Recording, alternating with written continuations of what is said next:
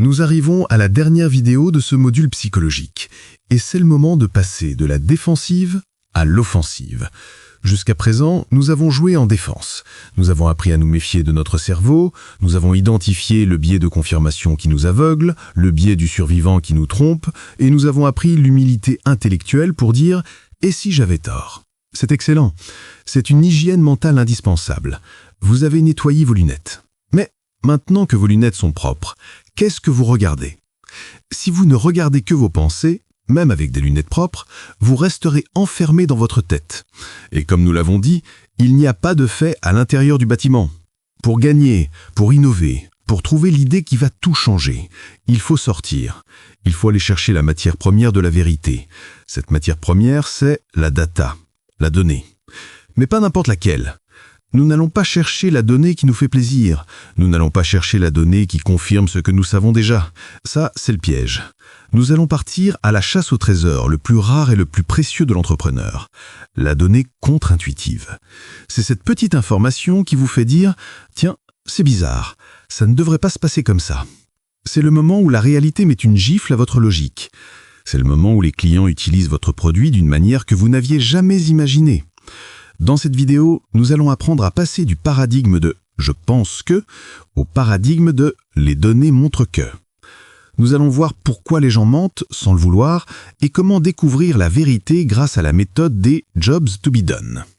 Et nous allons voir comment espionner, éthiquement, la réalité grâce à des outils comme Hotjar et Google Analytics.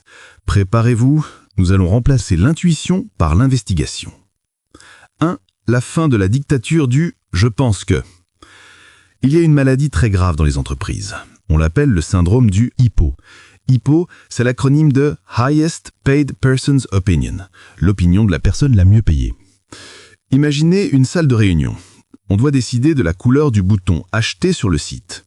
Le stagiaire dit « Je pense que le rouge est mieux, c'est plus visible ». Le directeur marketing dit « Je pense que le vert est mieux, c'est plus rassurant ». Le PDG arrive et dit « Moi, j'aime le bleu, ça fait plus sérieux ». Et on met le bouton en bleu.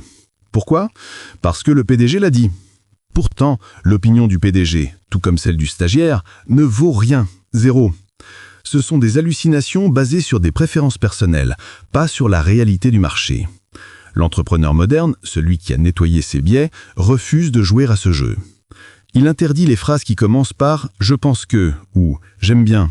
Il les remplace par « mon hypothèse est X, comment pouvons-nous la tester ?» Il accepte une vérité fondamentale, le marché se fiche de votre avis. Le marché a sa propre logique, souvent mystérieuse, souvent irrationnelle, souvent contre-intuitive. Votre travail n'est pas d'imposer votre logique au marché, mais de découvrir la logique du marché et de vous y adapter. Pour ça, vous avez besoin de deux types de données. La donnée qualitative, le pourquoi, et la donnée quantitative, le quoi. 2. Le pourquoi. Les entretiens, jobs to be done. Commençons par le qualitatif, parler aux gens. Attention, il y a une mauvaise façon de parler aux gens, c'est celle-ci. Bonjour, je lance une application pour promener les chiens. Est-ce que vous aimez l'idée? Est-ce que vous l'achèteriez? C'est catastrophique. À cause du bien de courtoisie, les gens vont vous dire oui, c'est super, pour être gentil. Vous allez rentrer chez vous avec des données fausses, corrompues par la politesse. Les gens sont de très mauvais prédicteurs de leur comportement futur. Ils pensent qu'ils iront à la salle de sport 3 fois par semaine, idéal, mais ils n'iront qu'une fois, réalité. Pour obtenir de la donnée contre-intuitive, il ne faut pas demander aux gens ce qu'ils veulent, il faut comprendre ce qu'ils essaient d'accomplir. C'est la théorie des « jobs to be done », le travail à accomplir, popularisé par le professeur Clayton Christensen. Le principe est le suivant. Les clients n'achètent pas des produits, ils embauchent des produits pour accomplir un job spécifique dans leur vie. L'exemple le plus célèbre est celui des milkshakes. Une chaîne de fast-food voulait vendre plus de milkshakes. Ils ont fait des sondages classiques. Voulez-vous plus de chocolat, moins cher, plus onctueux? Ils ont appliqué les réponses. Les ventes n'ont pas bougé. Alors ils ont fait appel à Christensen. Lui n'a pas posé de questions sur le goût. Il a observé. Il a noté quand les gens achetaient des milkshakes. Il a découvert une donnée contre-intuitive. 40% des milkshakes étaient vendus le matin avant 8h30 à des hommes seuls qui prenaient leur voiture pour aller travailler. Il a donc interrogé ces hommes, pas sur le goût, mais sur le contexte. Excusez-moi, quel autre produit auriez-vous pu embaucher à la place de ce milkshake ce matin? Les réponses furent fascinantes. Parfois je prends une banane, mais j'ai faim à 10h. Parfois, je prends un donut, mais c'est trop gras et ça met des miettes partout sur mon costume. Parfois, je prends un bagel, mais c'est sec, il faut les 2 mains pour conduire, c'est dangereux. Révélation. Le job du milkshake n'était pas d'être un dessert. Le job était occuper ma main et ma bouche pendant un trajet ennuyeux de 20 minutes et me caler l'estomac jusqu'à midi sans salir mon costume. Le milkshake était le meilleur candidat pour ce job. Il est épais, ça dure longtemps, on le boit d'une main avec une paille, pratique au volant, et il est nourrissant. Une fois qu'ils ont compris ça, ils n'ont pas changé le chocolat. Ils ont rendu le milkshake plus épais pour qu'il dure plus longtemps et ajouté des petits morceaux de fruits pour rendre le trajet moins monotone. Et les ventes ont explosé. Comment appliquer ça ?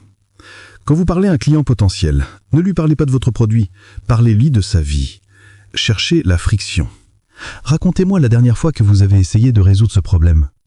Qu'est-ce qui était frustrant ? Qu'est-ce que vous avez utilisé à la place ? C'est votre vrai concurrent, souvent un fichier Excel ou un carnet papier. Si vous écoutez bien, vous allez trouver quelque chose de contre-intuitif.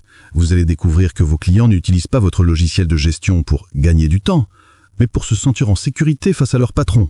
Ce n'est pas le même job, et ça change tout votre marketing. 3. Le quoi ? L'espionnage comportemental, Hotjar et Analytics. Les entretiens vous donnent le pourquoi, mais les gens peuvent se tromper sur eux-mêmes. Il faut vérifier avec le quoi. Il faut observer ce qu'ils font vraiment quand ils pensent que personne ne les regarde. Sur Internet, vous avez la chance incroyable de pouvoir observer le comportement réel à l'échelle de milliers de personnes. Outil numéro 1, Google Analytics. C'est le juge de paix. C'est la base. Mais attention à ne pas regarder les mauvaises métriques. Ne regardez pas le nombre de visites. Regardez le taux de rebond, les gens qui partent tout de suite, et le temps passé. Si vous pensez que votre article de blog est génial, mais que les données montrent que les gens partent au bout de 10 secondes, votre intuition a tort. Le titre est peut-être bon, mais l'intro est ennuyeuse. La donnée ne ment pas. Outil numéro 2, Hotjar, la caméra cachée.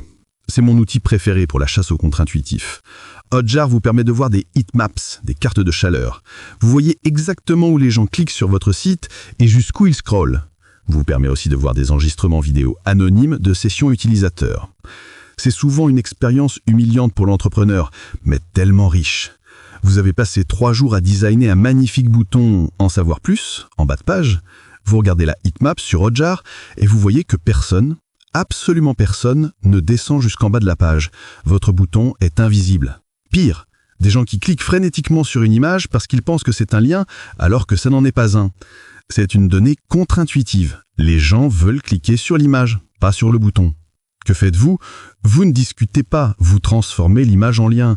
Vous vous adaptez au comportement réel au lieu d'essayer de forcer les gens à suivre votre design. La donnée a toujours raison. 4. L'arme ultime, le test AB. Enfin, la forme la plus pure de l'humilité intellectuelle et de la chasse à la donnée, c'est le test AB. C'est la méthode scientifique appliquée au business. Vous avez un débat en interne, le PDG veut le bouton bleu, le stagiaire veut le bouton rouge. Au lieu de débattre pendant 2 heures, vous lancez un test. Vous utilisez un outil, comme Google Optimize ou les fonctions natives de vos outils d'emailing. 50% de vos visiteurs verront la version A, bleu, 50% verront la version B, rouge. Vous attendez quelques jours et le résultat tombe. Version A, 2% de conversion. Version B, 4% de conversion. Le bouton rouge a généré 2 fois plus de ventes. C'est un fait, c'est incontestable. Le débat est clos, le stagiaire a gagné, le PDG a perdu, mais l'entreprise a gagné. Le test AB est magique parce qu'il produit souvent des résultats totalement contre-intuitifs. Parfois une page très moche avec du texte noir sur fond blanc vend mieux qu'une page magnifique avec des vidéos et des animations. Pourquoi ? Parce que la page moche charge plus vite, parce qu'elle fait plus authentique. Votre intuition de designer vous disait « il faut que ce soit beau ». La donnée vous dit « il faut que ce soit clair ». La donnée a toujours raison. Conclusion. Aimez avoir tort. La chasse aux données contre-intuitives est un sport. Au début, ça fait mal à l'ego. On lance un test, on est sûr de gagner, et la donnée nous dit non. On écrit un email qu'on trouve hilarant, et personne ne l'ouvre. On lance un produit qu'on adore, et les heatmaps montrent que les gens ne comprennent même pas le titre.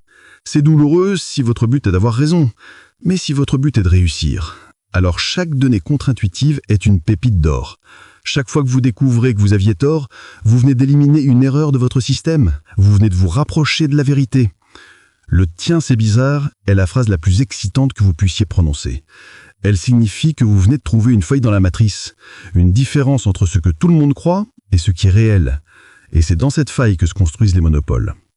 Vous avez maintenant fait le tour de vos ennemis intérieurs. Vous savez que vos paradigmes vous aveuglent. Vous savez que vos biais vous manipulent. Vous savez douter avec le prémortem. Et vous savez trancher avec la data. Votre système d'exploitation mentale est mis à jour. Vous êtes lucide. Vous êtes prêt à affronter non seulement le marché, mais vous-même. Il est temps de conclure ce module et de voir comment cette nouvelle lucidité va libérer votre potentiel d'action.